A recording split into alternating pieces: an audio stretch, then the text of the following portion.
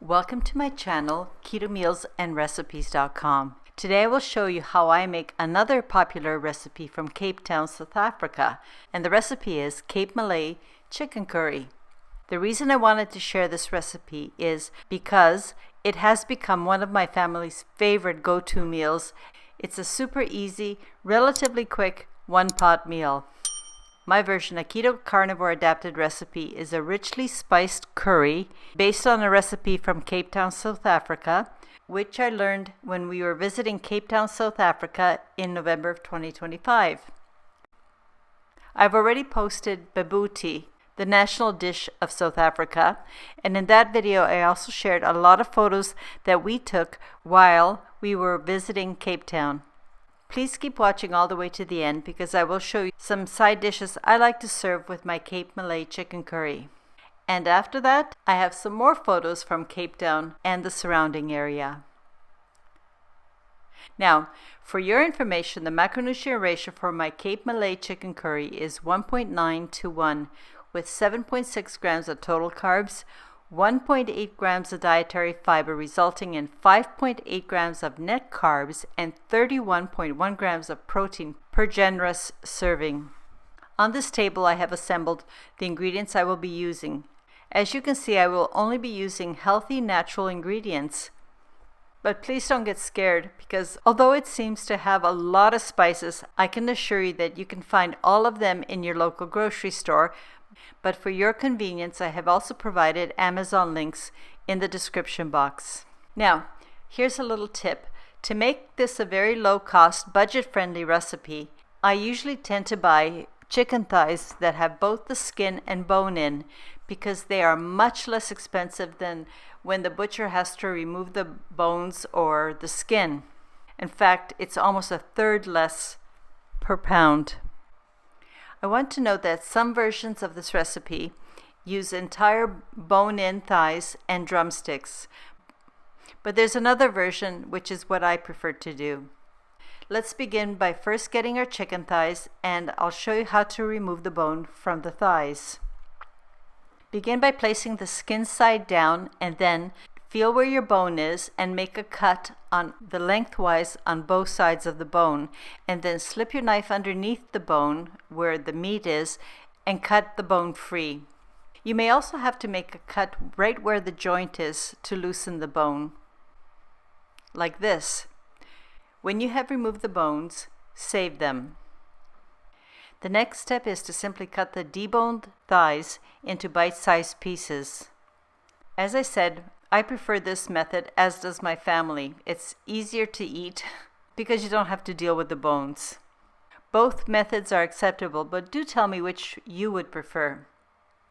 In the bowl I have put all my cut up chicken thighs, and next to it are all the assembled bones. And I've also measured out all of the other ingredients. If you're wondering why I've told you to reserve the bones, go to my Easy Chicken Bone Broth and Italian Soup video. For everything I mention, recipe and ingredients, all the links are in the description box. Let's get started. You will need 2 bowls. In bowl 1, add all the spice mix ingredients. I'd like to bring to your attention that garam masala, one of the ingredients I'm using, is an optional ingredient that if you don't have it or don't want to use it, you can simply omit it. But I use it because it enhances the curry flavor. And then just use your fork and stir everything to combine the spices. Now in bowl 2, pour in the lemon juice, the grated ginger, and the golden sweetener. And of course, don't forget to add your finely ground salt. And stir until well combined. To start cooking, place a Dutch oven or skillet over medium heat. Add your oil, and when it is sizzling, drop in your onions and cook until the onions are translucent. Drop in the garlic, stir, and cook for 1 minute. Next, make a clearing in the center and add your spice mix from bowl 1. Stir to coat the onions and the garlic and cook for 1 minute. When you get to this stage, Your whole kitchen will smell amazing. The next step is to pour in the tomato puree and stir with the onion mixture and cook for 1 minute. We're layering the flavors and allowing each one to develop one at a time. It is now time to sprinkle in a few curry leaves and toss to combine, and also add the cubed chicken. Stir or toss to coat the chicken, at which point you also drop in the lemon ginger mixture and of course toss to combine. Sprinkle in your cilantro and mint leaves and toss. You do a lot of stirring and tossing because you want everything to be evenly distributed. Now pour in your chicken bone broth and stir. I want to mention that in some of the recipes I reviewed, they did not add bone broth. They added water or nothing at all. It seemed okay, but the meat looked very dry. But because I like the sauce that the curry creates, I prefer to add the chicken bone broth. Having added all the ingredients, cover the Dutch oven with a lid and simmer with the lid on for 15 minutes, medium heat. You just want to maintain a very low simmer. After the first 15 minutes, remove the lid, stir occasionally, and continue cooking for an additional 15 minutes. This will evaporate some of the liquid and thicken the sauce. And that's all there is. Your Cape Malay curry is all done in one pot. For those of you who have an instant read thermometer, you're looking for an internal temperature for the chicken cubes of 160 to 165 Fahrenheit or 71 to 74 degrees Celsius. At that point, everything is cooked. The meat will be juicy and tender. Now turn up the heat and immediately ladle into a large serving bowl. This will prevent the chicken from overcooking. If you're wondering what to serve as a side dish, traditionally this chicken curry is served with yellow rice or golden rice. As I've already mentioned that in the Babuti video, I also would like to suggest that perhaps you may want to serve my 5-minute ginger cauli rice, or if you want something a little more refreshing, my Mediterranean broccoli salad, or you could also serve my cauliflower tabbouleh. These 3 things go very, very well with this chicken curry. And now for part 2. Here are the photos I took in Cape Town. I hope you enjoy them.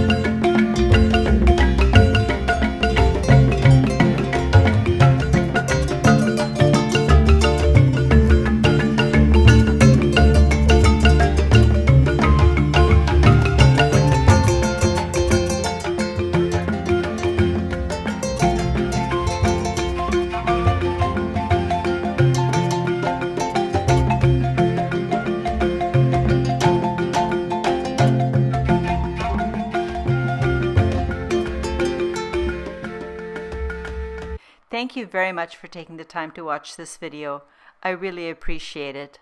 I hope you will enjoy my photos from Cape Town and this recipe. I love hearing from you, so please leave your comment, thoughts, or suggestions. Please come back when I post my next video, which I do on the first Friday of every month. Until next time, have a very happy and healthy day. Cheers!